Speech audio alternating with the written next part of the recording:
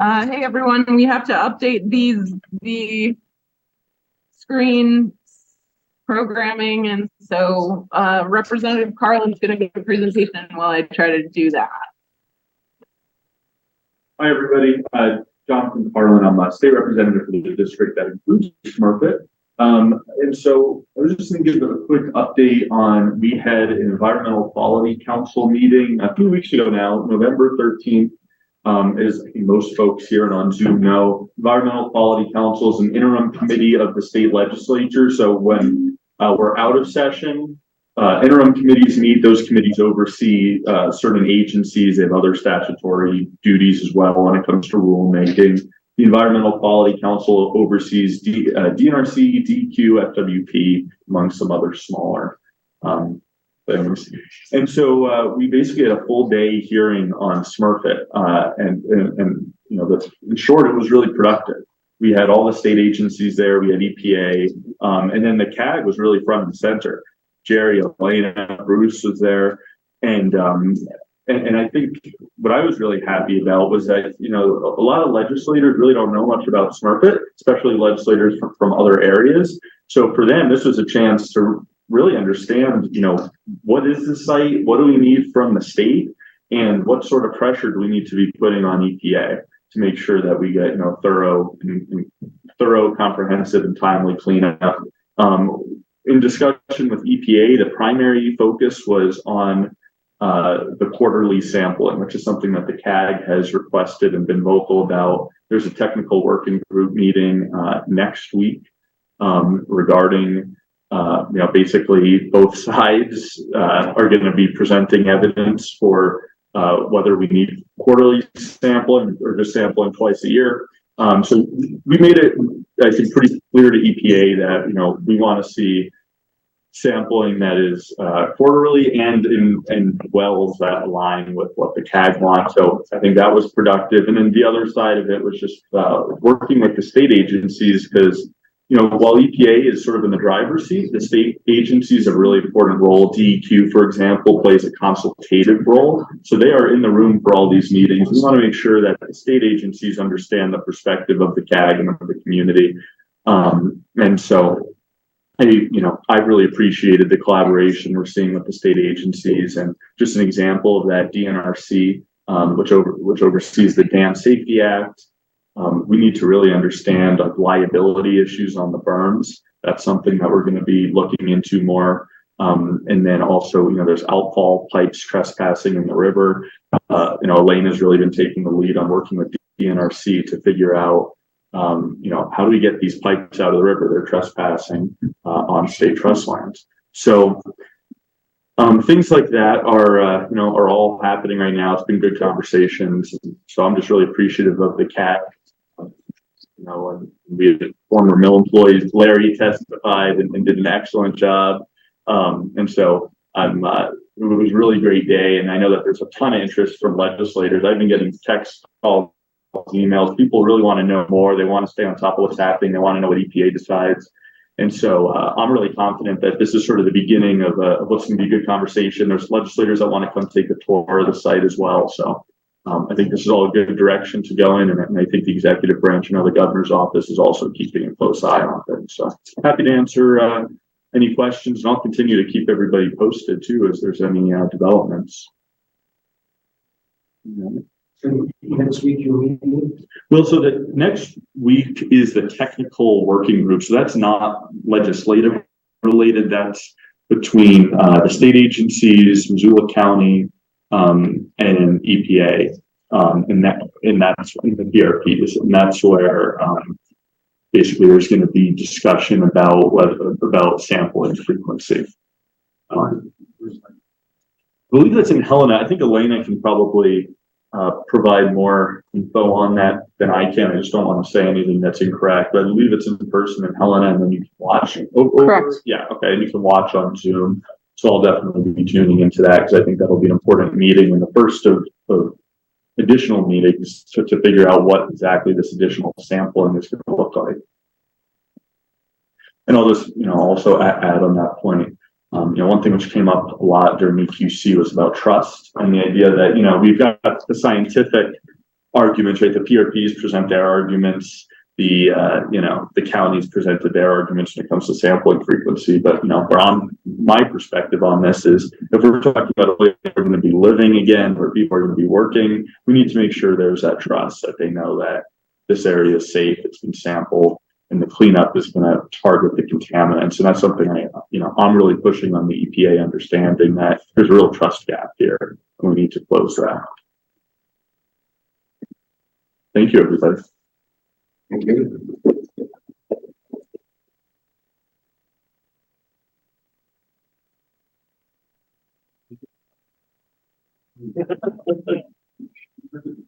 No, I mean, not really.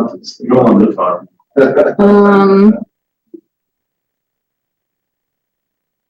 So,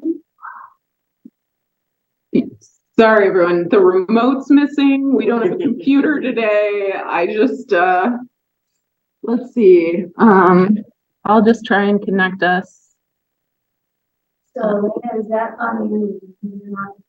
That isn't the remote. That's just a pointer. So, but let me see if I can get us.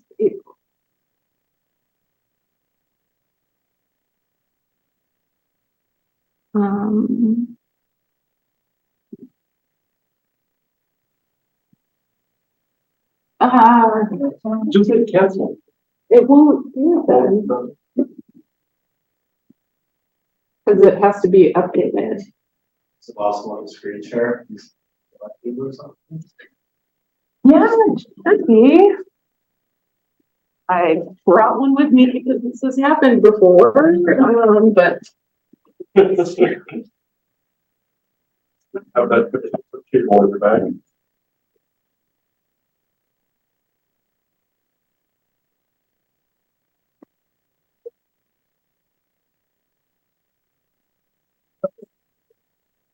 Okay, this is the one that has this piece of paper.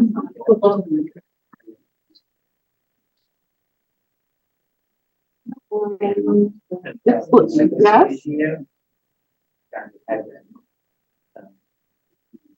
Okay. Which? Nice one.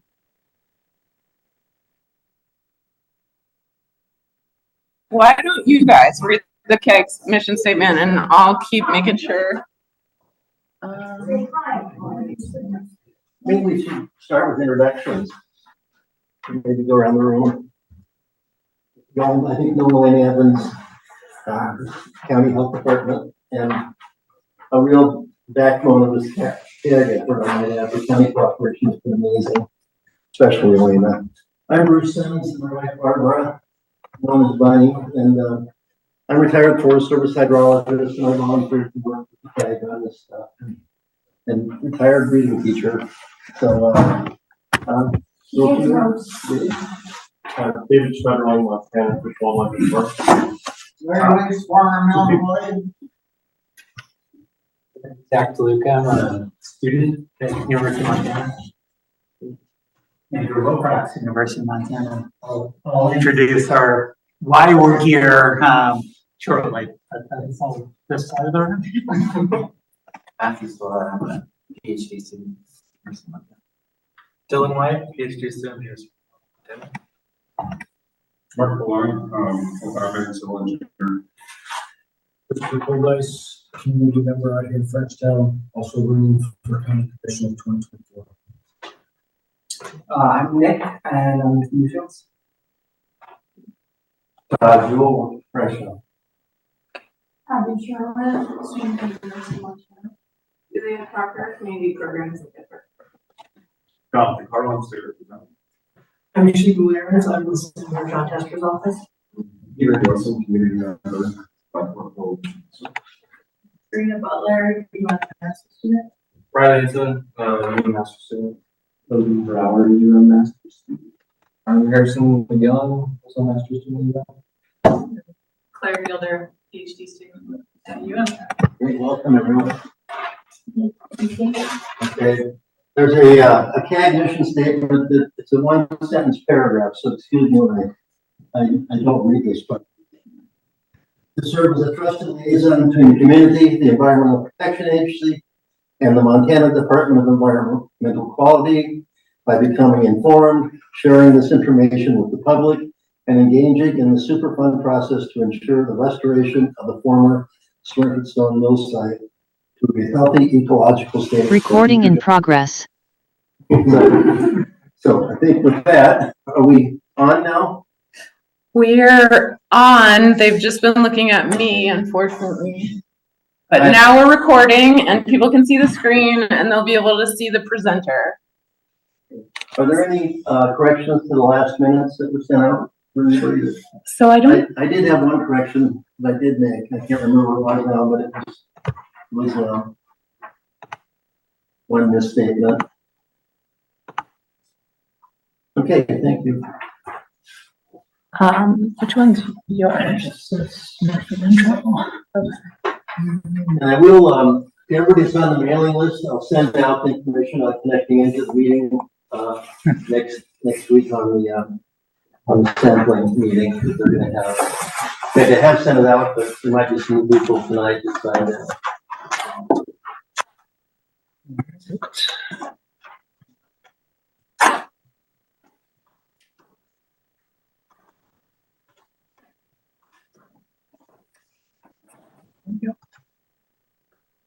Speaker? It's a speaker because apparently it's hard to hear.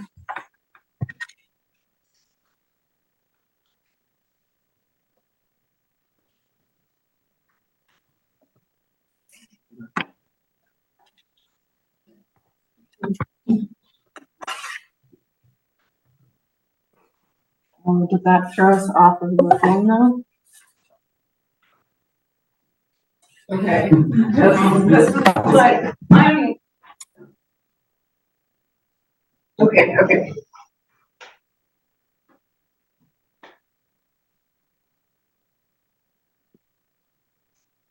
Okay. Can folks on Zoom hear me? Where's my reaction? Yes, but we do not see a presentation. Oh, it's because this is on mute. Hold on. Oh my goodness. Okay, Brian, can you hear us now? Yes, we can hear you. Okay. Can I see the screen? Oh, yeah. Can you see the screen, Brian? No, we can't see the screen. Yeah.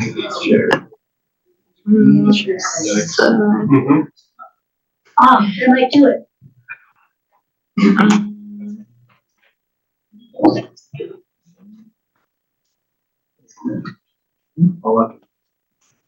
I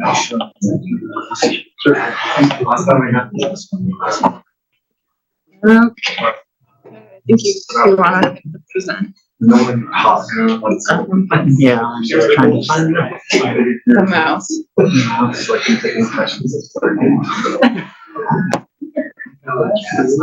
And the EPA isn't gonna present tonight, so we have time.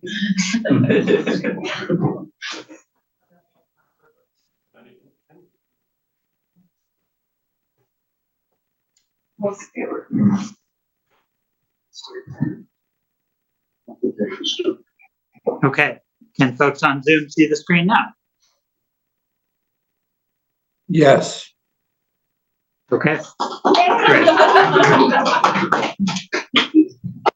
Okay. Well, thank you for having us. My name is Andrew Wilcox, and I'm a professor in the Department of Geosciences at the University of Montana. And I've been talking to Elena for a long time about getting our students involved in various types of applied river management problems that she and you all think about all the time. And we had a graduate seminar in river sciences this semester, and we decided to make our class project basically an effort to learn more about the Smurfit Stone site and to develop our knowledge and our skills and our tool sets and to apply those to some new science and some new understanding of this site and hopefully to contribute. So we're going to present that tonight. Thank you for providing us the opportunity to do this and the time and your ears. This is a semester's worth of work by graduate students. Many of you have been working here for years or decades. That said, I am very impressed with what people have been able to accomplish here. Our students are fantastic. They will be leaders in helping solve problems like the ones that we're dealing with here. And I think you'll see some of that. So there are qualifiers and caveats that this is a class project, this is a semester's worth of work. On the other hand, I think it's quite impressive, and it shows what can be accomplished by a group that is putting our mind to understanding a system and trying to develop science to solve problems. This doesn't necessarily take decades. It requires commitment and attention and knowledge. Okay, some other things I wanted to mention is we are, I think, as neutral and objective as one can potentially be, recognizing that there is not necessarily any objectivity, but we're not being paid by anyone, right? This is a class project. We are taking our time to do this, but not with being driven by anything other than our desire to learn and to contribute. Please stop and ask questions tonight. We are going to try to communicate in a way that's accessible. We recognize that the way we communicate inside academia is not necessarily effective for talking to folks outside of the Ivory Tower. So we will try, but please ask questions. There are no dumb questions, and you can interrupt with questions. You don't need to just wait until the end. We want this to be an exchange. We want to figure out how this can be useful. Okay, so a little bit of a roadmap. Oops. Yeah, I'm not very good at getting this to work, but there we go. Okay. So each of the students in the class did their own kind of sub-project that was related to what they were interested in. We're not going to present all of those to you tonight. We're going to have 3 students talk, and I'll introduce each of them as they go. The topics of the sort of 3 talks we'll hear tonight are groundwater modeling by Matthew. Then Zack will talk about climate change, flooding, and what that means for risks to the berms. And then Claire will talk about issues related to geomorphic change at the site. In addition, we also had students, Logan Brower worked on surface water use and water rights, irrigation at the site. Dylan White worked on issues related to pulp mills and contaminants and understanding how organics and trace elements sort of work at these sites. What about pulp mill processes produces them? How can we understand their fate in the environment? Harrison McGillen did a deep dive into climate modeling and what that means for future hydrology at this site. And some of that will come into Zach's presentation as well. And then Serena and Riley built a hydraulic modeling model to understand in floods of different sizes, what kind of water levels do we get in relation to the berm, what kind of stresses and velocities would be occurring at this site. A key question, I think, for us is, what do we do with this beyond this presentation? What are our next steps? As I said, this is a class project. The semester is over. Tomorrow is the last day of classes. But we want to figure out how to sort of stay engaged in some way and to make sure that you get what we have learned here. feel free to reach out to me. There's my contact information. But I will turn it over to Matthew first, as he indicated. He's a PhD student. He works on issues related to geophysics, geodesy, and hydrogeology, groundwater. And he works on those in the Western US in terms of thinking about how we can understand information about how much water is in the landscape based on how, based on deformation of the crust and measurements of landscape and earth systems change. He's also a very skilled model, and he's going to present a groundwater model that he has developed for this site. This is the first groundwater model that's been developed for the Smurfit Stone site. And, you know, Matthew will give some caveats. It is a start. It's a simple model, but it's a good model. He's done a really good job with developing this so far. So let's hear from Matthew.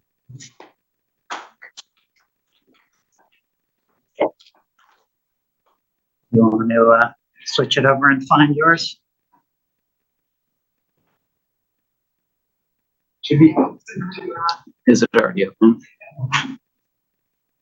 Hello. Hello. Let's see. Yeah.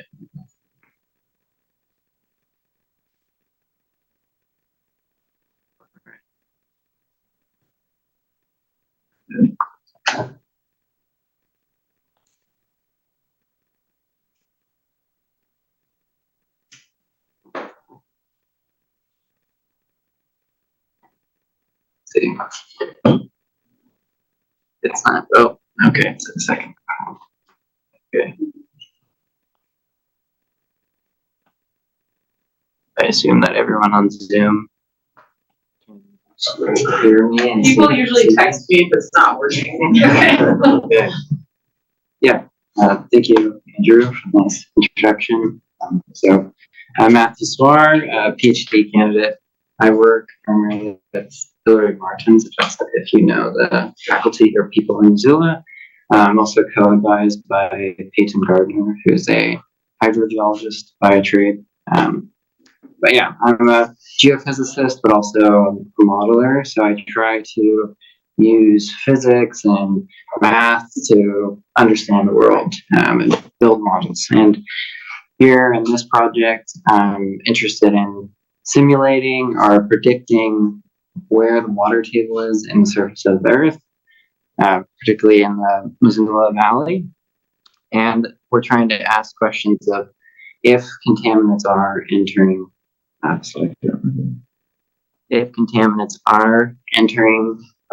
the ground or entering the groundwater system from the ponds along the floodplain of the Clark River, where is those contaminants going to go? Are they going to move downward into the groundwater system, into the deeper units geologic units that we're pulling our drinking water from? Are those contaminants going to migrate towards the Clark River? And those are questions that we don't really know the answers to at the moment. We don't know if the upper sedimentary layer right near Smurfit is connected to the Clark River. No one has shown that thus far. And there have been some recent geotechnical surveys by Newfields, and they indicate that the groundwater levels around Smurfit contain elevated levels of contaminants. So arsenic and manganese and other contaminants from pulp mill production are in the groundwater system. And I want to know, where are they going to go? This font's a little small, but the objectives are what I really sought to do is build some mathematical model that I can use to predict where groundwater is going to flow in the valley, using actual observations from groundwater wells in the valley to calibrate that model, and then placing contaminants in the groundwater system and seeing where they're going to go based upon how the groundwater is flowing. And then trying to determine the level of connectivity of this groundwater system to the Clark Fork. Can I see the contaminants I'm putting into the groundwater system entering the Clark Fork. And so just the main questions here that I'm really seeking to answer or learn more about is, where is this plume going to go? So if I have contaminants entering the groundwater system, are they going to move laterally and head to the Clark Fork River? Are they going to be moving vertically, downward? A combination of the two. Can you explain which the green shaded area versus the orange shaded area? Yeah, so these are just two hypothetical paths for the contaminants entering the groundwater system to go that I might hypothesize maybe the contaminants are entering the groundwater system and they're just going to flow laterally towards the Clark Fork River, and that's that green shaded area. And then this orange shaded area is if these contaminants are going to move downward into deeper units. Okay. And so just some basics of groundwater modeling. I'm not going to get into the deep details of how I set up all of the math, and I can answer those questions if someone's particularly interested, but just to provide some understanding of what's going on. I'm creating a model that's trying to predict where in the ground the surface of the water table is.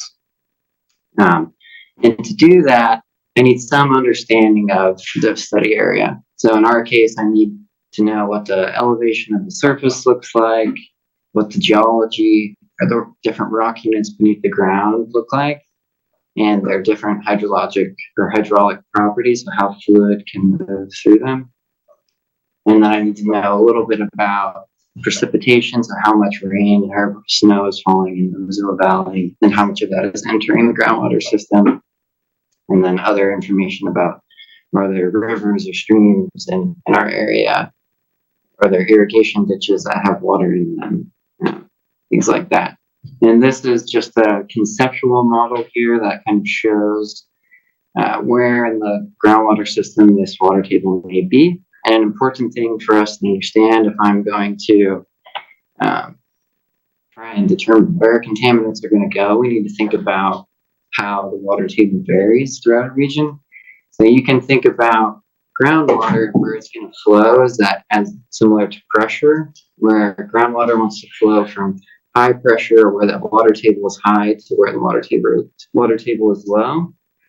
So in this case, we have a mountainous regions. Right near the peak of these mountains, the groundwater table is quite high, and then further into this valley, it's low. So we can expect that groundwater is going to flow from higher up in the mountains downwards into the center of the valley. And that kind of is what propels contaminants if they're in this groundwater system. So setting up this model, this is my model domain that I put together, and I'm using a common groundwater modeling software called ModFlow, developed by USGS to simulate groundwater flow. And we're looking primarily in the western and central Missoula Valley. So Missoula is right down here. Here's Frenchtown, we're right about there. And I've labeled some of the various tributaries in the model domain. And along the Clark Fork and Smurfit Stone are the ponds at Smurfit Stone are these blue blotches right here.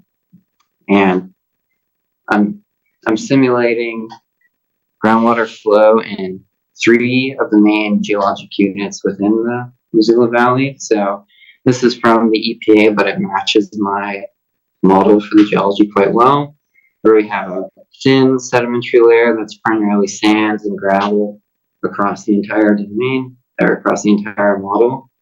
And then we have 2 deeper units, which are primarily gravel and clay, and those are where we're primarily drawing groundwater from within the center of the Missoula Valley. And some important caveats, as Andrew had mentioned, is that the model right now is based upon the long-term averages in observed groundwater levels at these different wells. So these stars are all different wells within the Missoula Valley that I've used to calibrate this model. The model at the moment does not consider seasonal fluctuations in precipitation or stream flow. So everything right now is based upon the long-term average and what the conditions are. And making this model more dynamic to consider those seasonal fluctuations is something we can work on. I didn't have time to do that right this second. Okay. And yeah, they're just I took in some like information that I compiled from GWIC, which is a Groundwater Information Center through the Montana Bureau of Mines and Geology, to really construct this model. So I've built everything with publicly available data that you can get through MBMG. And so now let's take a look at my simulations of groundwater. Oh, no. Okay, so here is just the result of this model. So here's a simulated. That's doing something. Sorry. Okay. We're stable. So here is just a map of the estimated elevation of the water table throughout the entire valley, plotted in filled contours where each of these different colored blocks represents a region of equal water table elevation. And so if we think back to what I told you previously, groundwater wants to flow from positions where the water table is relatively high to where it's relatively low. We can see in the Missoula Valley that the groundwater wants to flow downwards towards the edge of the valley, down towards Frenchtown and 9 Mile. So there's this general gradient moving downstream. And then we can also see, if we look at these groundwater contours, that there's a very strong, let's see, I want to quickly. There's also a very strong west-northwest gradient or motion of the groundwater in the valley. So groundwater wants to flow downstream and it wants to flow westward towards the Park Fork River. Okay. So if we think about where we can start to formulate, okay, if a contaminant is entering the groundwater, it's going to be taken by this groundwater that's flowing, and it might be heading towards the Park Fork River, maybe. But let's take a closer look at or around Smurfit Stone. So this is just a zoomed in version of that previous figure, and I'm looking right near Smurfit Stone at these ponds. And we can see that there's right at Smurfit Stone this west-northwest great motion of the groundwater exists right at Smurfit Stone. And our model at the moment is fairly accurate. And that's what this figure down here on the right is. It's a comparison of my predictions of the groundwater elevation at particular wells within the valley compared to the actual observations. And a perfect model, all of these dots would plot right along this line. So you can see that my model is not perfect right now. We have an average error of about 4 feet of where that water table is. But for the most part, or at least for my purpose right now, that's okay. And right at Smurfit Stone, comparing with observations of groundwater collected by Newfields, I typically max their observations by about 1 to 2 feet. So the model's okay right now, but it could be better, but it's fine right now.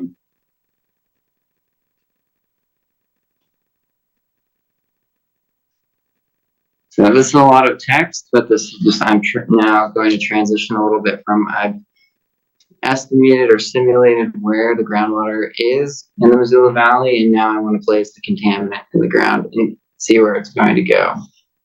So using another software package developed by the USGS, I'm going to simulate where manganese and arsenic are going to go if they're entering the groundwater system at these ponds.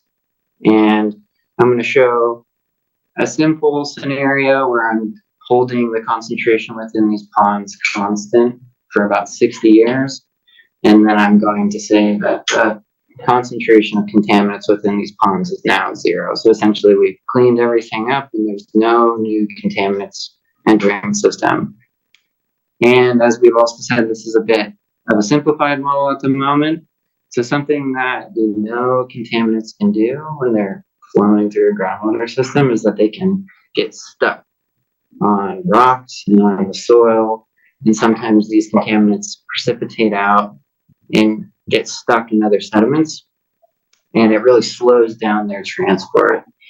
And at the moment, the model does not have those physical or chemical processes incorporated.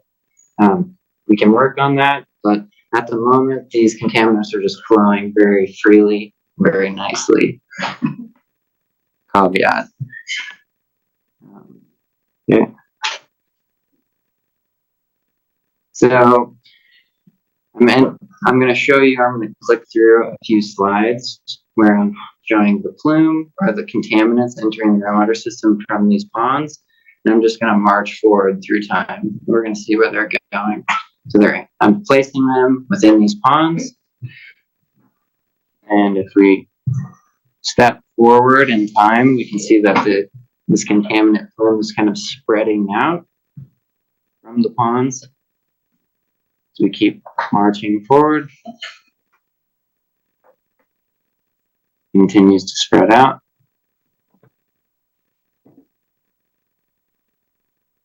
Let's see. Okay. And since I've held the concentration constant in these ponds, this is kind of what the plume looks like at the end of the simulation. Oh, no. Put too many times.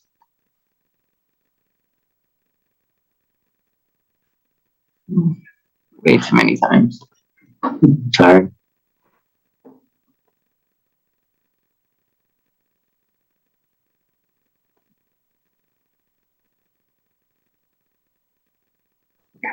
All right, so the plume, oh my God.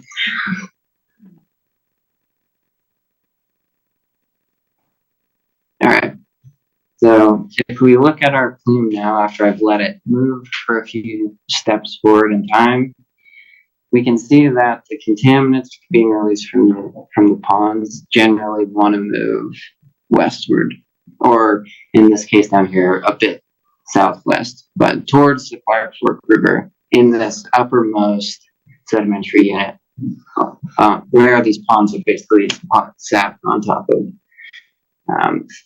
So they're moving through this top layer in the groundwater system and they're making contact with the Clark Fork, and that's where these red circles are. And if we wanted to look at the next geologic unit, so we have this top sedimentary unit, and then we have these two deeper layers. So this is the second layer, and so this is contaminants moving into this deeper layer. And we can see that they do migrate vertically downward into the deeper units that we may be drawing our groundwater from.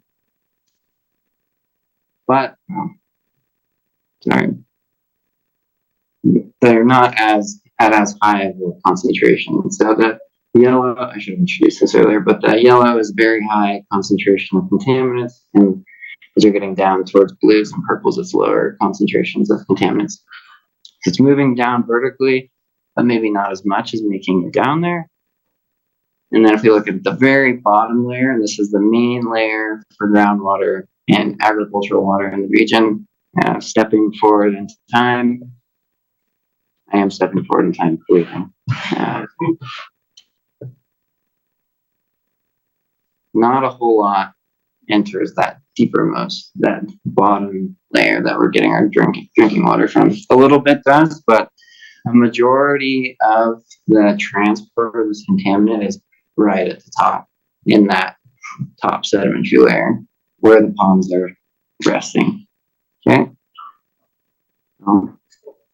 And so now we may want to ask, what does, let's see, there we go.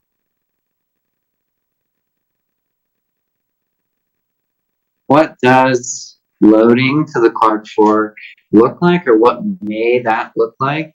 And from the results of my model, I've shown that contaminants flowing through the groundwater system get to the Clark Fork relatively quickly, and they flow through this top sedimentary layer right towards the Clark Fork.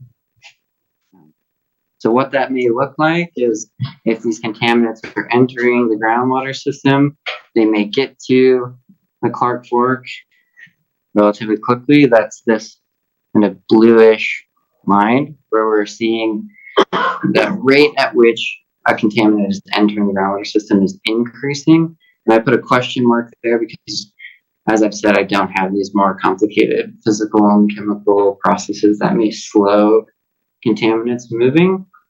So the rate at how quickly or how much is getting into the Clark Fork is uncertain at the moment. And then if contaminants are held steady, maybe entering the Clark Fork for a while, we just have a steady stream of contaminants. And then if we clean up the ponds and there are no contaminants now entering the ponds, we're going to see this general decline in loading to the Clark Fork River. Another question mark, because I don't know how quickly that's going to happen. It could be a very long process if it takes a while for these contaminants to leave the groundwater system. And then hopefully, if it's all cleaned up, it's eventually now going to reach zero at some point, but I don't know when. And so some of the future work or remaining questions is, as I mentioned earlier, allowing seasonal variations in the model, making this more of a dynamic model to consider how does the seasonal variation and the rain and precipitation push the groundwater system or change the flow of groundwater, and then adding these more complicated processes that can slow down the transfer of these contaminants. And then to really try and make this model a bit more actionable is I need to have a better idea of what the current status of contamination is in the soils and in sediments. And I really need to know what the history of contamination is at this site. When were contaminants being placed in the floodplain? How much? And where? And all of that. And then hopefully allow us to construct a model that could be more informative if we're trying to understand the fate and how much and where these contaminants are going. So, Is that a picture of Smurfit Stone that was actually working before it started being torn down? Because I've only lived here long enough to see the torn down part. So the original working mill looked like that. Wow, big difference. So that is all I have to show for you today. Wow, that's impressive. While Zack sets up, let's take questions for Matthew. I'm just gonna comment that your modeling supports my understanding of the system and how it operates. Yeah, we've all seen the black water go from the ponds into the rivers, so we kind of know the black water goes. Because there was a black water trail that went right down the bank. But I think the groundwater conceptual site model as put forward in 2020 didn't have a pathway to the river. I think it's a yearly point. Thank you for contributing this. It should help a lot. Resolving that issue here. So it's gonna be double presentation or something too? On every presentation. Yeah, they're all. Yeah, sorry, mine's Yeah. I'm gonna be here. You know it's a bad PowerPoint. Oh, no. Yeah. Okay, while Zack is getting this set up, I'll just introduce him. So Zack DeLuca is a master's student who is very well position to be thinking about the problems at Smurfit. His graduate research is focusing on the Yellowstone floods from June of last year. So understanding the causes, the geomorphic change, and putting that in a historical and climate context. Before coming to UM for graduate school, he worked as a geotechnical engineer for some years. So, Zack, take it away. So, as Andrew said, I'm one of his master's students, and I'm going to talk about climate change-driven flood amplification in the Clark Fork River and some implications for Smurfit Stone Mill site.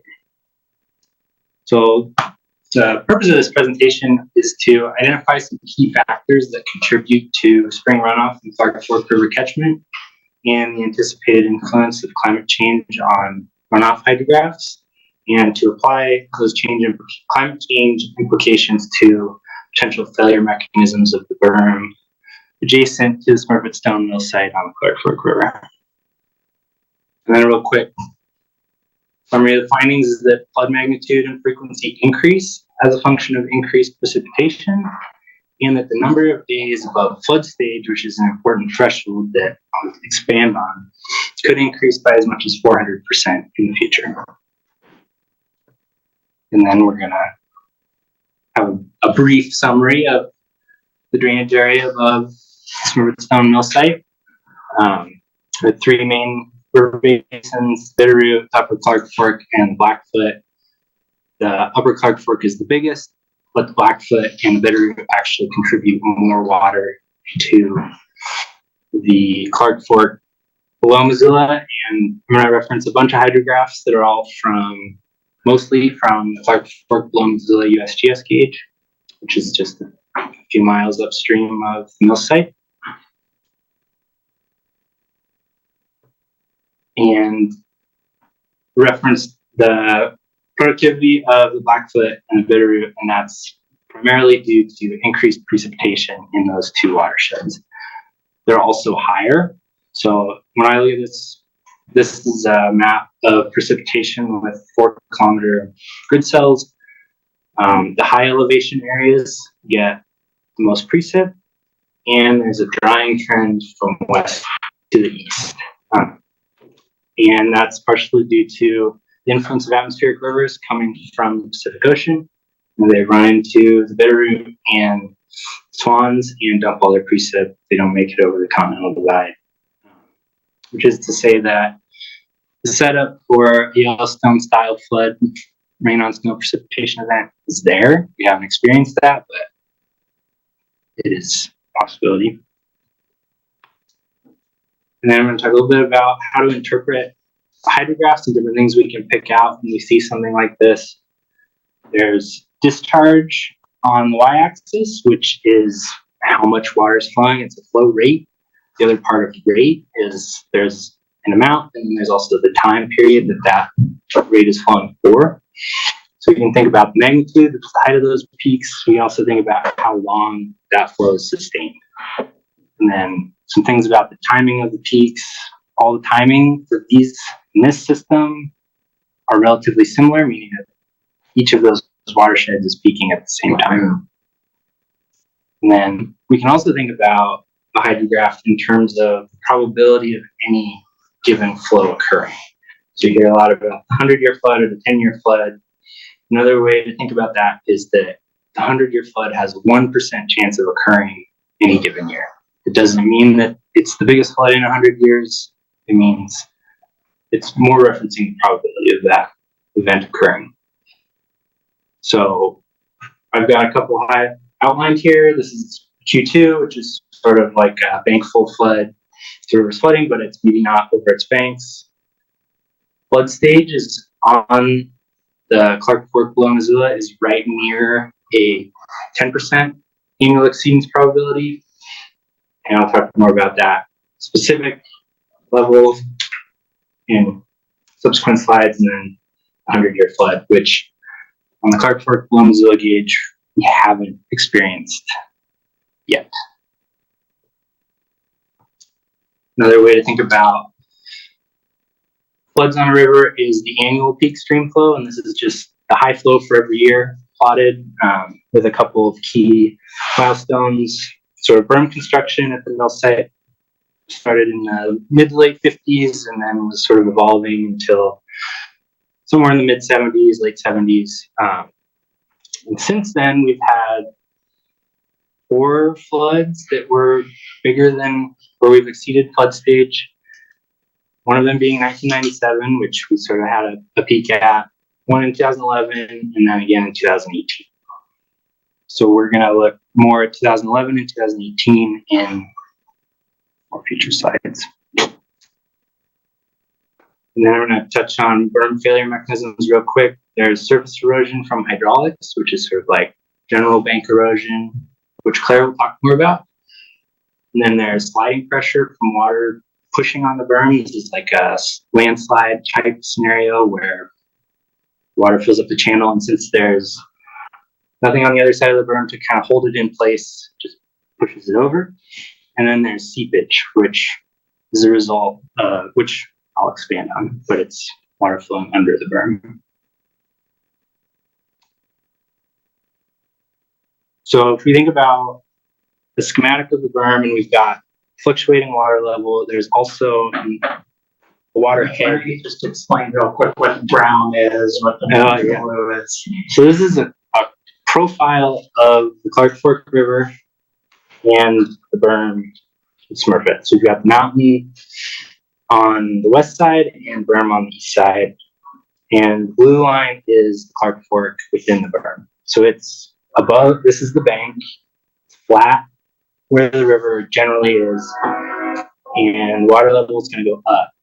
And what this red line represents is the energy, the water head gradient as river level goes up.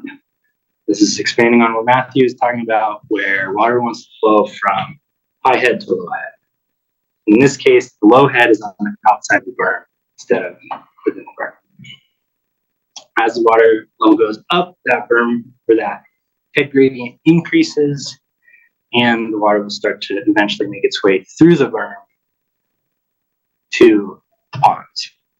And with that water flowing, there's a phenomenon called piping, in which the water is flowing and it's bringing with it fine sediment from the berm or from the river.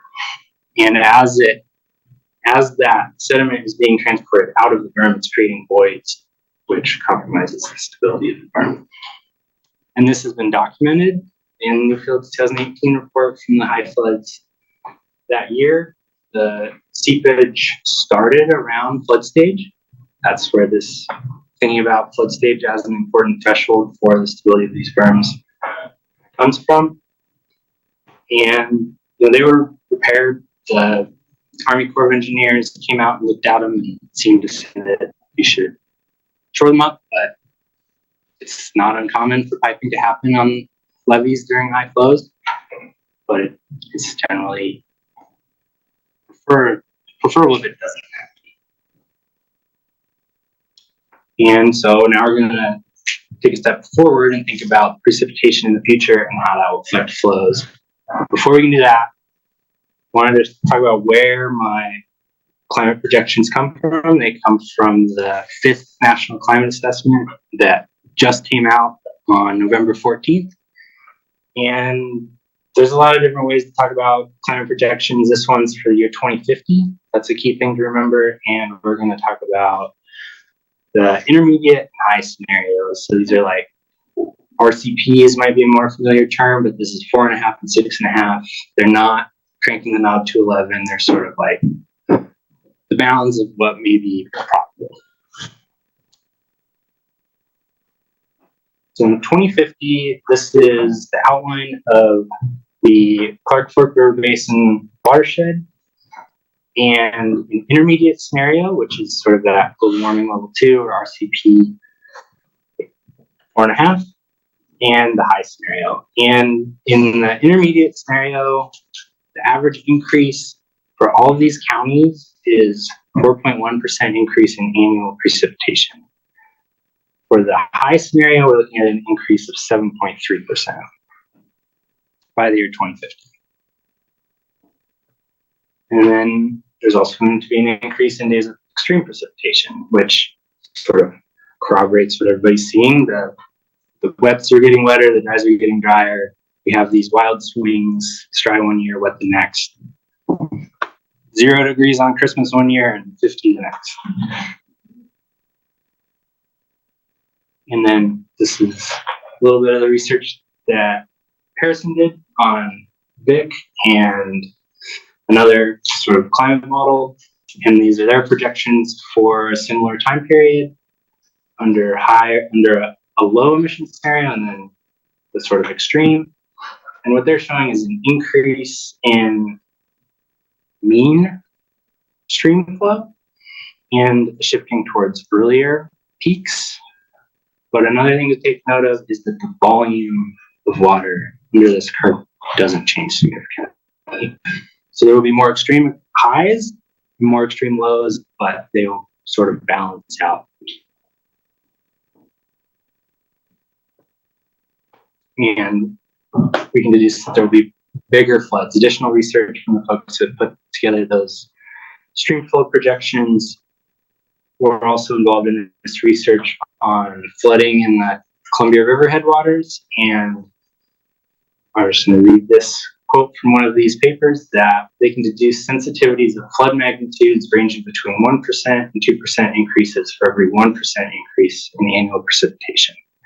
So for every bit that the annual precip increases, we can expect that same increase or more in the annual peak flood discharge. So we're going to apply those numbers to the April, May, June, July hydrographs for 2011 and 2018. Chose April, May, June, July because it captures sort of all of the snow melt that occurs in these basins, and these were the two biggest floods that the Berms have experienced. So we're going to use the past to sort of inform the future. And the peak discharge, just a couple stats. The peak discharge in 2011 was 46,000 CFS-ish, and it spent 2 days above flood stage, Clark Fork gauge, below Missoula, and the peak discharge in 2018 was 51,000 CFS, and there were 5 days above flood stage. It didn't take very much time above flood stage for that piping to start on the Clark Fork, on the berm at the mill site. So we'll apply a scaling function to these hydrographs in two scenarios, one being a low scenario with this sort of low precipitation increase and a low flood sensitivity, which produces a 4.18% increase in flood discharge, and another high scenario with 7.3% precipitation increase and a 2% flood sensitivity to drive 14.6% increase in peak flood discharge. And we'll look at the hydrographs to see how that affects them. And that's way up here. So in the blue lines represent sort of the window between the low scenario and the high scenario. This is sort of where we would anticipate the forcing that produced these historic April, May, June, July hydrographs to fall in the future. 2015, and peak discharge increases, days above flood stage increase. That's the big change, though. Really, that's the 11 to 20 days above flood. That's much more significant than the magnitude of flow increase to me. Yeah, absolutely. It's that duration above. Yeah, that changed that. It's how much time. Do you have the same information for 97 though? I can get it for sure. Yes. I mean, did you look at, we just wondering if you looked at it, which fell within those ranges, or was it significantly less or more, or what? In all the years that I've looked at, it's within that range. So within 11 and 18? Something like, I mean, I didn't specifically look at 97, but 97 was a bigger flood. So I would expect more days. So 97 was the largest flood. So actually, that is the largest flood. That's my memory of the Berm's experience. Yeah. Correct. So, the only reason I brought that up is because I think that would be, prudent good information on it. That's it. Yeah. I mean, the more information is better. Like, when I just picked these two to look at. And it's going to be different. These are extreme floods. This isn't to say that every flood will be super huge, but big ones will be bigger. And this is just a summary of the same hydrograph slides. We got in the low scenario, a doubling of the number of days above flood stage, and in the high scenario, quadrupling it. And this quote was in the National Climate Assessment. I thought it fit in really well here. That put simply, communities across the nation are built for climate that no longer exists. That's to say that those berms have worked. They've kept the river and pond separate, more or less, for the time that they've been built, with some repairs, but they've more or less worked. But in the future, the climate will change and they may not. So to summarize, the evolving climate will drive larger and longer hydrologic events, including floods on the Clark Fork River. And planning for the future of the Smurfit Stone Mill site should incorporate the best available climate-informed science. Strongly consider the increased potential for berm compromising events. And another quote that also fits really well, that civilization and berms exist by geologic consent, subject to change without notice. And references, and thanks for listening. Thank you.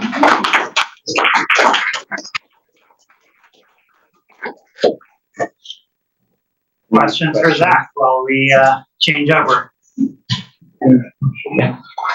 So without the, I think you kind of alluded to this, but without the ponds being filled like they were during the time when there's always an operation, do you think the berms are less stable now without that water pushing back, or like, less or more prone to that piping? Yes.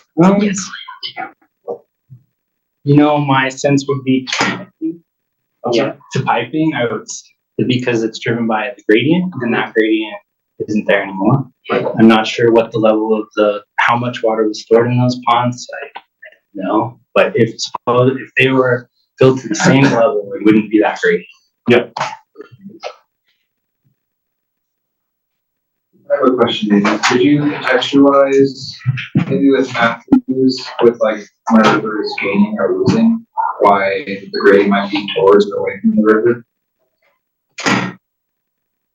It's why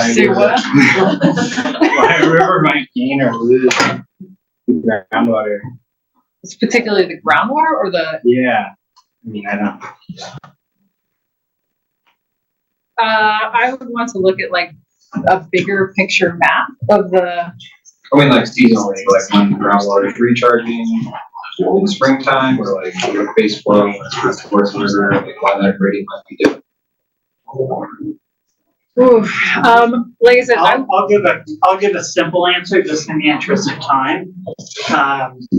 And in terms of thinking about the groundwater flow and pressure changes, we have differences spatially depending where you are in a valley and on the direction of the groundwater movement, the type of things that Matthew's model showed and that we see in the Missoula Valley.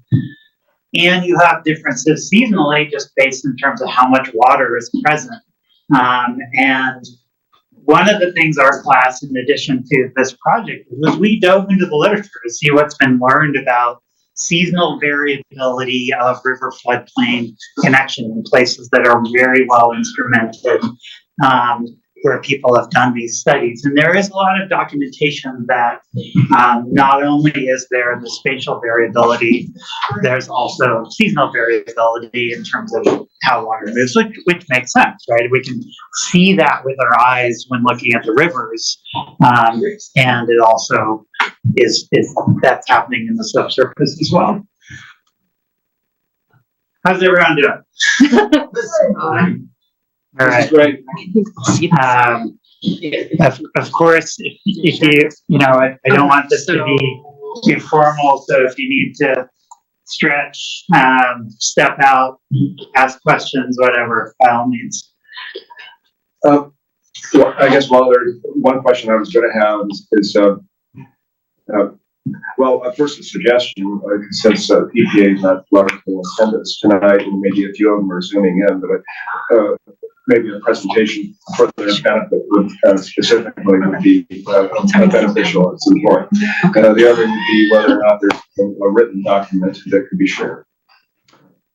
Yes, so great questions. And Allie Archer from EPA did reach out to me, recognizing that she wasn't able to make it.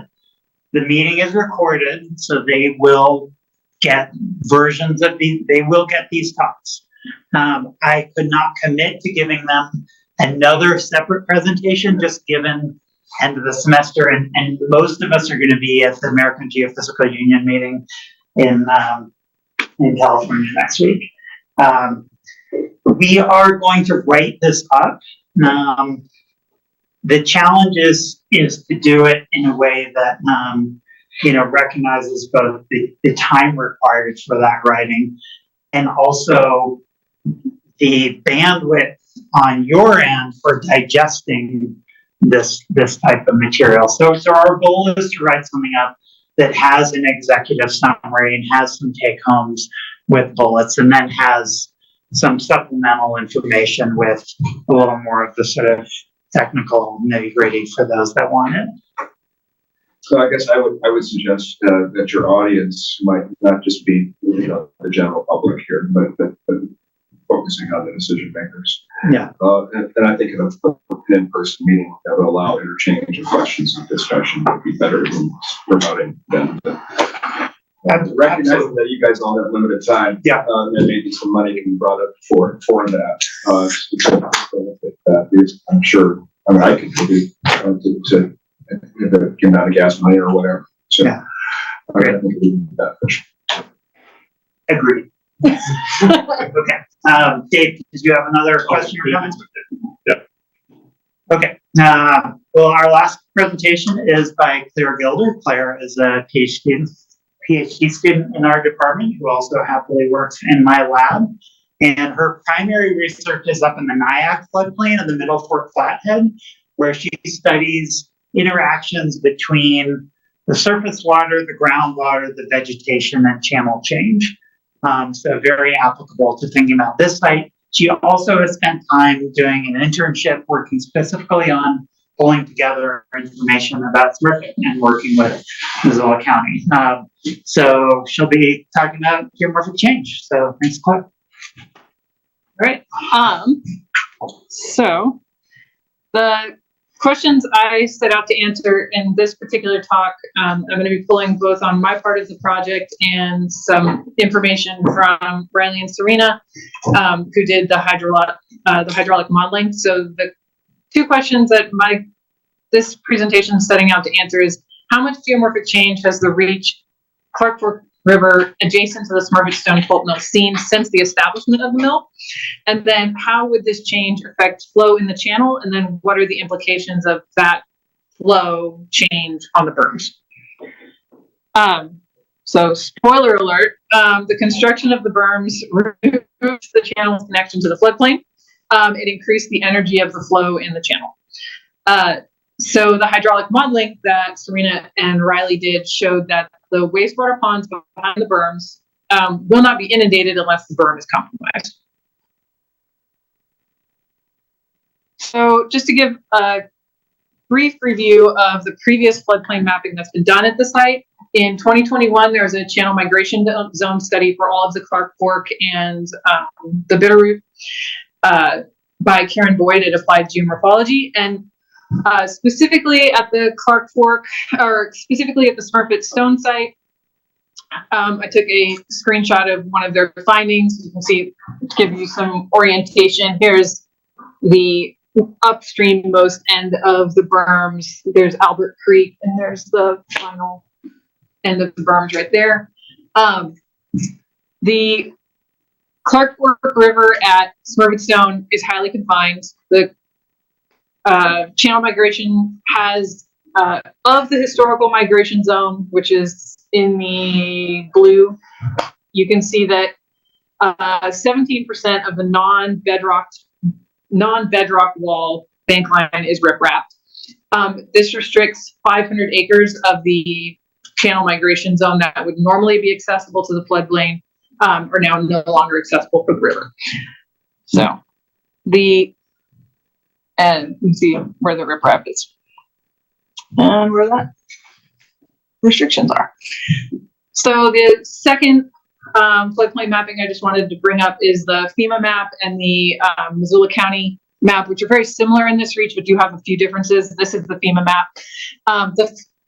There's two different types of flood boundaries in this map. The floodway in pink is the path that has to remain clear of obstructions for the floodwaters to be able to move through the reach without significantly increasing the inundation or the depth of the flow.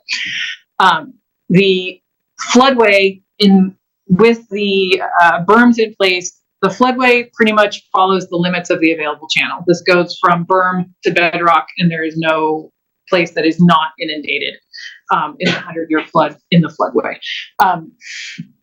I wasn't entirely clear on the mechanism for which a 100-year flood would get behind the berms, because it is not overtopped, and if the berms aren't compromised, I wasn't seeing a pathway for water to get there, but it is marked as having some inundation under a 100-year flood. So another way that we can look at predicting future river behavior is based on the past changes that have happened to that river. So the historical channel migration, the channel migration zone, where 100-year floods have gone. The way I'm going to focus on the next few slides is called geomorphic mapping, where we specifically wanted to answer the questions for pre-mill and post-mill floodplain along Smurfit Stone and just figure out where the boundaries are of that. So where is the floodplain boundary? Where was it before the mill? Where is it after the mill? How is vegetation in that floodplain distributed pre and post-mill? And how much is covered by surface water? I used base flow for this location just because those were the images I had available at the time.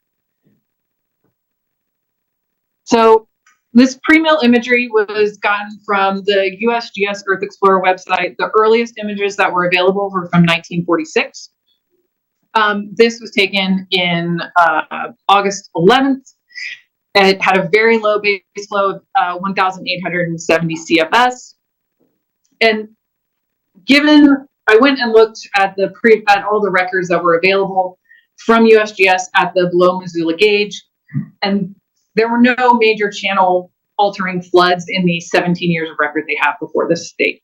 So this is likely how the channel has looked since records were started there. Any major flow avulsions, there weren't any major floods that would have caused a massive channel change prior to this image, or at least in the 15 years prior to this image.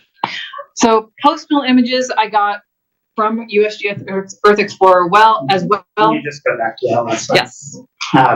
The other thing that someone like me sees on this image is going farther back, all the places out on the floodplain where the river has been, right? So it's sort of obvious in some ways, but also worth pointing out. Yeah, this is a river that has been able to move and has taken advantage of it in the past, but there was no obvious flood that would have triggered the current path it has now, if that makes sense. It will have migrated, but probably not have avulsed and picked an entirely new channel. So for post-mill construction, I chose images from 2002 and 2019. Both have similar resolution. They were both the 1946 image and the 2002 image were geo-referenced to the 2019 image. So they all sit on top of each other. When they're first downloaded from USGS Earth Explorer, they are just images with no, they aren't glued to the earth when you download them. So the 2019 image is, post-mill, the mill has closed, the ponds have drained, there's nothing going on there, but when this image was taken in September, the discharge was higher than the discharge at the 1946 image. So I went ahead and went back and found an image that had the similar discharge as as the 1946 image, and used that for some of my mapping. So you're saying the 2002 is similar to 1946?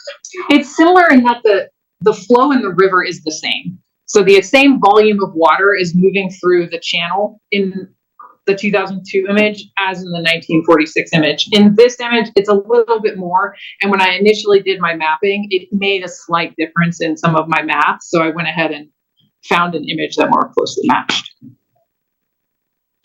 So just to give you an idea of what geomorphic mapping looks like. Claire, can I just go back to her question? Yes. So part of the point of trying to find images where there's the same amount of water is it provides you a better basis for comparing how the channel has moved between those images. Because if you've got one there's a little water and one where it's a flood, you can't really see where the channel has moved. So the next slide is sort of the result of this Of being able to take exactly the same discharge. So the way that geomorphic mapping works is in GIS software, I go and I build polygons that outline the things that I am interested in looking at. So for this case, I was looking at where is the floodplain, what are its boundaries, where is vegetation in that floodplain, and how much of the surface is covered by water. So I built polygons for all three of those categories.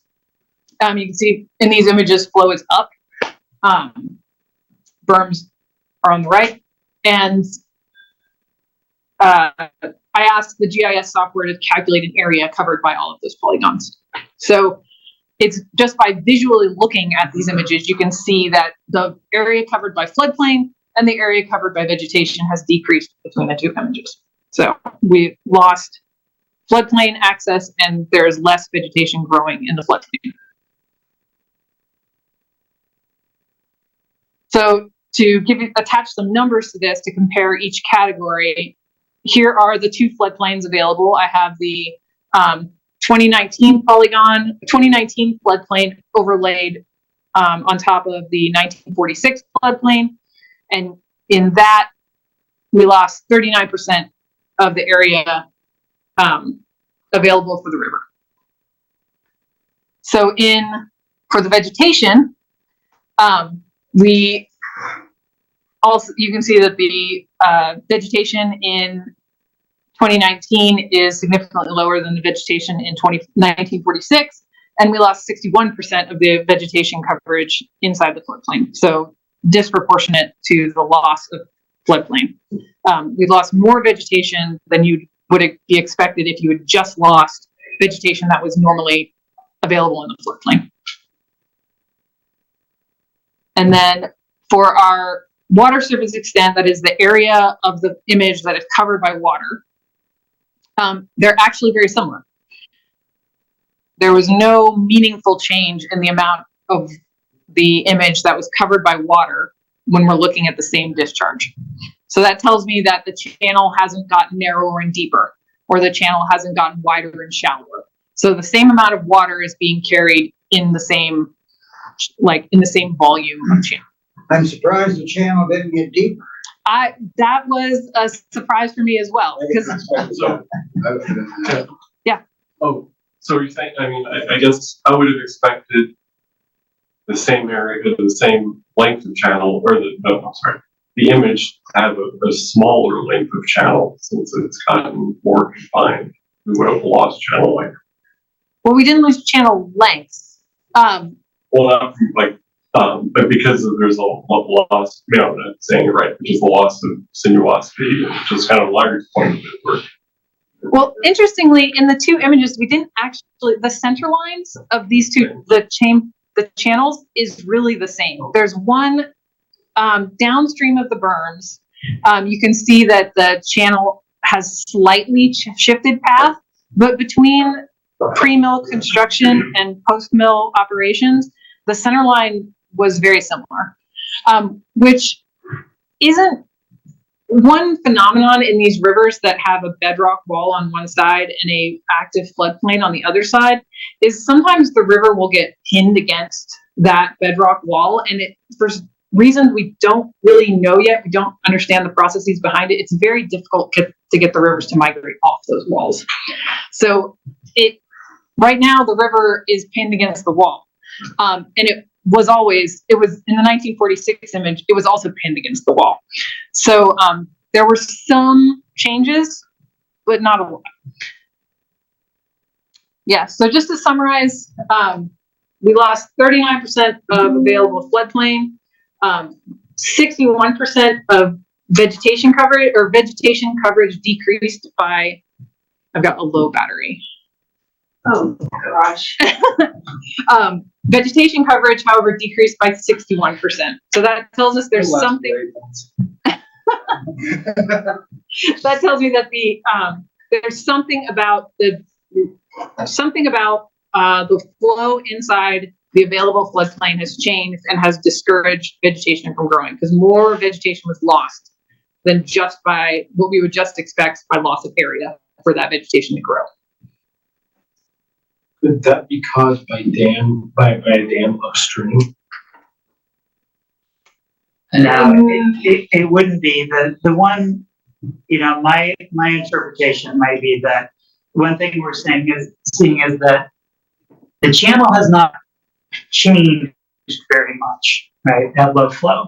At high flow, because of the berm, where the channel can go does change a lot, and that has an implication for those floodplain vegetation communities. So that vegetation effect may be reflecting the inability of the river to spread out and to move seeds and so on as much as it might have more traditionally, even though we see sort of surprisingly little change at low flow. Yeah, so one thing I want to talk about in this slide is the implications of like why we might be seeing that disparate change in the vegetation. Because when we narrow the floodplain and lose vegetation, it means that we're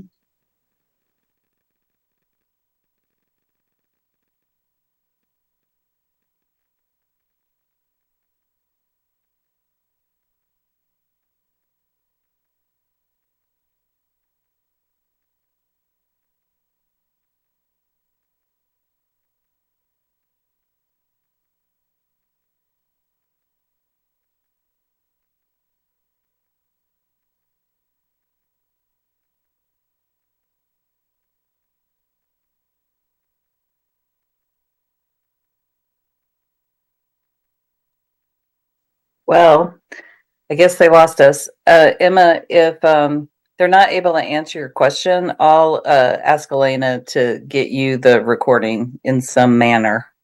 Okay. Yeah, thanks, Shannon. I was assuming we'd also follow up with the CAG too, to just make sure that we can pass it along to them. Yeah, well, I'm sure. Yeah. I'm sure nobody minds, Yeah. and they would like that. So Yeah. I'm thinking it's Elena's computer that's recording tonight, which is why I was saying that. But Yeah. if it's a CAG computer, Bruce can get Hi, it. Shannon and Emma. I've already let Elena know that you guys want the recording. Perfect. And Elena just said hold tight. Yeah. That sounds good. Thanks, Brian. Yep. So Emma, can you provide any information on when the the presentation from the CVA folks is going to be held? Oh yeah, there's no topograph. Yeah. Lisa, let me bring that up once we get through some of this presentation. I'll be sure to mention that towards the end. Okay. We're back now. I'm sure everything will go smooth. all right. Back to screen sharing. Yes. Just a note, it's getting late. Okay. So I would try to accelerate a little bit. Okay. There's things you think that are skippable, towards things you want to make sure to cover. Just Okay. So, we talked about the low flows not covering any more surface extent, but because there's no more floodplain for the higher flows to disperse into, it means that when we have high flows, they're going to be some combination of deeper and faster, because you have to move higher amounts of water through a smaller space. So that will increase the erosive ability of that water, so it's going to be able to move sediment better. It's also, in the cases of the vegetation, it may inundate vegetation for longer, and it may scour out their roots more efficiently, which means you can increase vegetation mortality and not have as much vegetation be able to survive in order to colonize the floodplain. So one thing we can do is use hydraulic modeling to understand how these geomorphic changes would affect that depth and velocity combination. We have to come up with parameters to work with this model, like how much volume is in the channel, how difficult is it for water to move over this sediment, how much is it slowed down. One thing that encourages or improves this modeling is having accurate channel bathymetry, which is the underwater topography of the channel as opposed to the topography of the floodplain. And unfortunately, accurate bathymetry is actually very difficult to acquire because it is underwater.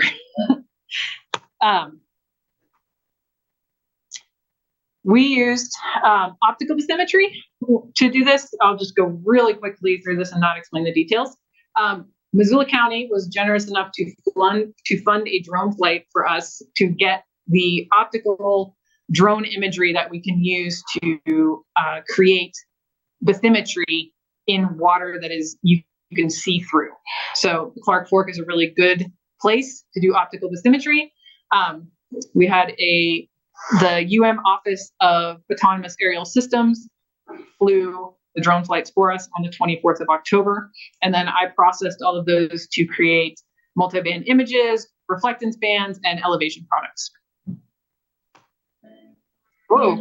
Ooh. I didn't know that was going to happen. But this is a really nifty new drone that the AASO got and is very fun.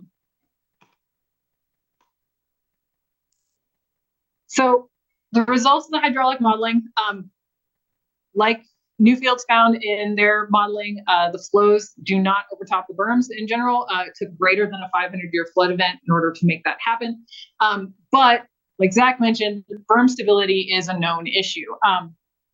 And additionally, the EPA has identified 2 special attention areas based on that 2018 geotechnical report where the berms are susceptible and have various metrics that don't meet normal requirements for safety. So just to focus on one of those particular areas, the hydraulic modeling, this is the upstream end of the berms. The hydraulic modeling shows an area that has higher depths and higher velocities. And this is the same section that has a site of special attention that the EPA has noted, and also a site noted as Station 30 with an oversteep hydraulic gradient, which is what Zack talked about, and low slope stability, which means it's susceptible to sliding and landslides. So we have both deep water there, which is pushing against the berms, and we have low slope stability, which means the berms are susceptible to being knocked over. You can see higher velocity, warmer colors are higher velocities, deeper blues, deeper depths. Remind us what flood levels being shown here. Serena, just about the 500. Yeah, this is a very high flood. I'm not paying attention to the actual numbers here because no matter what flood level we're at, you find higher velocities than in other parts of the channel. So you can see along the this upstream part, we have lower velocities. Once we get into the confined part of the channel where it can't spread out anymore, it just becomes deeper and faster. Did you use heck grass in your model? Yes, they use heck grass. So, kind of the take homes here. What does all of these, when we put all of these pieces together, what does it mean? So we know that these berms and berms in general have a limited lifespan without frequent upkeep. Missoula County has told the owners of this property they're not going to be able to upkeep these berms in perpetuity, and they're not going to continue to approve 310 permits. So these berms already have areas of concern at locations that are under hydraulic stress with higher velocity and deeper water. And then we can put that together with information that we know channels that migrate or avulse into new channels actually are reactivating old channels. So when we look at, this is a relative elevation model, which is basically, I took the 2019 elevation data that was produced by the state, I can't remember which agency, and took out the fact that rivers flow downhill. So now everything is on one level. And it makes it much easier to see how upstream and downstream relate to each other. You can see that there is a very distinct location in which floodwater can go. The areas that are inside the berms are not much higher than the areas that are outside the berms. So if all of these abandoned channels are running through OU1, which is where they're wanting to do development, and through OU3, which is where we know we have some sort of contamination in these ponds, and we could activate and erode contaminated sediment into the river. So that's if the berms are removed or the berms are breached, we can expect that at some point water is going to move through here at some flood level. In order to figure out what flood level, we would need to do more heck grass modeling. So what's the star? That star is where the that area of concern on the berm is. So Velocity kicks up. Yeah, velocity kicks up, depth kicks up. It's also where they have most of their problems. Yeah, that is a station that has been severe repair. I'm surprised where that star is Well, that's not pontoon. That's the pontoon berm. Yes, but it's up where O'Keefe Creek joins, comes in, or where it used to come at. Yeah, but well, it's right along that curve. The curve is where you're talking. Yeah, right. That's where you put the barbs. So, and there's another area of concern up here that has a different set of hydraulic conditions. I didn't want to get into all of the details, but it's a slightly different issue than what's experienced down. So this is showing inundation without any berms. This is not inundation at all. This is just an elevation product. Okay. So all this is just topography. Okay. Yeah. There's no inundation. I just used this color scheme to show where water would be able to go. And I haven't been able to look online to see if there are questions online. So are there questions online? For any of the speakers? Well, I have just a thought. Sounds crazy, but you can see in the floodplain maps and this map that there's secondary berms that are actually limiting the floodplain. You can see that one right there. Yeah. And it seems to me if you had a breach, an upstream breach of the berm, that you'd get quite a bit of ponding behind the downstream berms.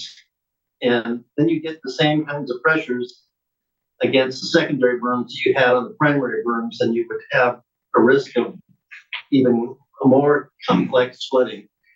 And yeah, so that's true, and also because they designated boundary based on those internal berms. Yeah, one of the issues. Realistic boundary. Yeah. So anyway, just a thought. No, it's one of the issues with creating floodplain protection is that you can then build in places you wouldn't normally build, but you also make it very difficult for water to leave those areas if it gets in. Exactly. And so you can end up creating more damage because you put infrastructure where it wouldn't have been able to be before, and you subjected it to water that ends up flooding more than if it was an open floodplain. So, yes. So there was a question online, but I don't know when it came in because it was texted to me. But can floodwaters move through if not over the berms and inundate the ponds behind the berms? It's very difficult for the, I would say that if the berms are not compromised, in general, floodwater will not move inside of the berms into the wastewater ponds. Water may end up there because of the high precipitation that's causing the floods. It can also have that hydraulic gradient and seepage from the river into the ponds, but it's not actively moving through the ponds at that point. It's more just ponding. And I think the general kind of putting together Zack and Claire on hydraulic modeling, the general gist of the conclusion is that the issues related to piping of water, which is more likely at high flow through the berm, is much more likely to be a risk than actually the water getting so high that it overtops the berms. Yeah, it takes a greater than Yellowstone level flood to overtop the berms. Well, especially since all the rodent activity out there, we walked that when I was working a few years back, and tried to enumerate the number of rodent holes that we saw on the face of that berm, and it was it became too many to count. There was quite a few. Yeah. So, is water that currently inundates the pond just from piping, or is it also a result of rising water table during high flows? When there's water in the ponds now, why is it? Yeah. I believe it's the latter. It's because of fluctuations in groundwater rather than causing some of those low spots to flood. yeah, because there will be water in there that is, not just when the river is in flood creating those gradients. So Gotta have some water in there for my birds. Poor birds.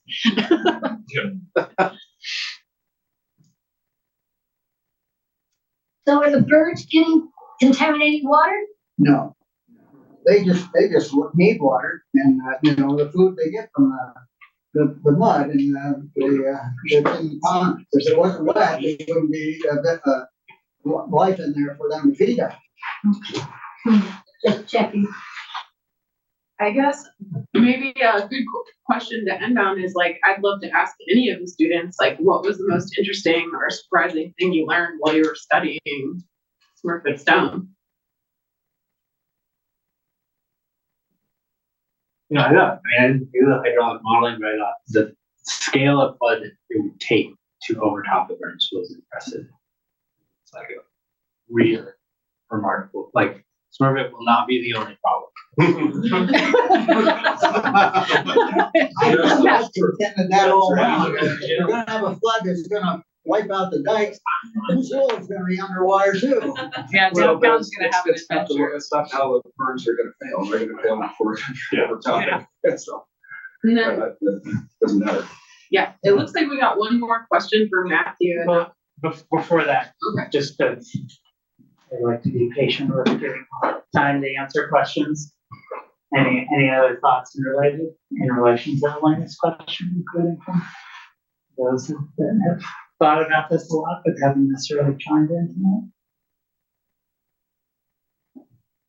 I would say doing the modeling with Riley, I was surprised that at that area of concern, right, the upstream part, that actually did show depths and greater velocity again. So I was and that's right where we got overtopping in our model. And so I was just surprised. I was wow, that did come together and actually showed that. So that's pretty cool. Yeah, that is cool. So, I'll sort of mention something related to what Dylan presented, but these issues pulp mills are built along rivers. And there's a lot of pulp mills with contaminants along rivers around the country. This is not an isolated situation.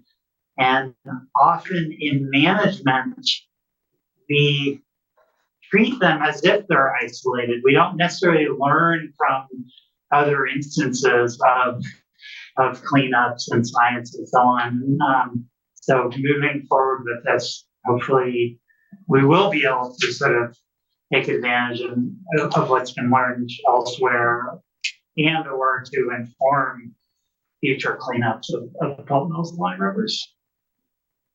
Similar to dam removal, often treated as in isolation, but we're starting to learn a lot about these things through experience. Great. So the one other question we got was for Matthew. What is your thinking about the 4 feet, average difference and how that is impacted by seasonality? Oh, in terms of the error in my model? I think that's the question. I think that's, yeah. I'll sit closer. So the error in that model maybe doesn't necessarily map directly to the seasonality of the model. So that I calibrated the groundwater model based on the long-term average at each of those observation wells. So that error is the error in predicted groundwater table elevation relative to the long-term average at each of these observation wells.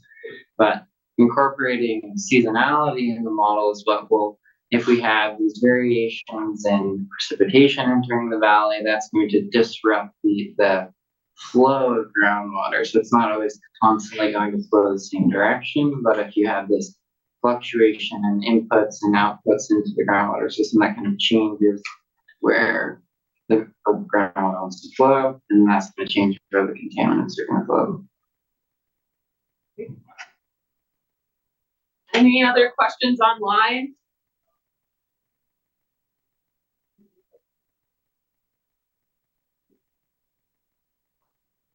Well, feel free to reach out to me.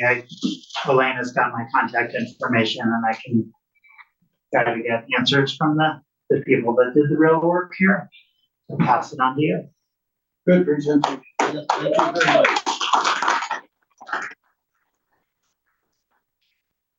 I think the EPA is gonna talk about their climate variability assessment at our next meeting. I think that's what Ollie told me, so. I was hoping to get these two things kind of back to back, but. That's good, we gave them extra time. Yeah, it was much better. I'm glad this has been recorded as well. Yeah, really impressive. I sorry guys, I'm coming off of mute real quick. I don't know if you can see me. This is Emma Rott from EPA, and Bruce, you're right. We're hoping to schedule the CVA team to come back for the next CAG. So yeah, we apologize for the scheduling issue this time, but we also, when Zoom dropped off, I spoke with Shannon, and Elena, I'll just work with you to make sure we get the recording of this so we can pass it on to the CVA team, because like Dr. Wilcox mentioned, Ali reached out to him, but we don't want you guys to have to repeat this, so that we'll share it with the CVA team, and then we'll have them share with us, not their findings, but just kind of the process of it, because they're still working on their findings of the Smurfit Stone specific CVA. So next CAG, they'll talk about the CVA process. And thanks for the presentations, everyone. They were really great to see. So what is the time frame for those that's vulnerability assessment to be completed? They gave us the time frame of spring. Yeah, so it's kind of dependent on their workloads, but yeah, hopefully spring is when we're anticipating. So in February, we'll get them to present on the process, and then as soon as we have the results, we'll present those as well. So they'll consider information such as this. Yep. Yeah. Any information at all. We're kind of acting as the local team, as the liaison to that national CVA team, the climate vulnerability assessment team. So we'll pass along any of this information. If anyone has any other information, we're passing it all along to them, and they'll take it into consideration when they do their assessment. Fair enough. Great. Thanks, everybody. Since we're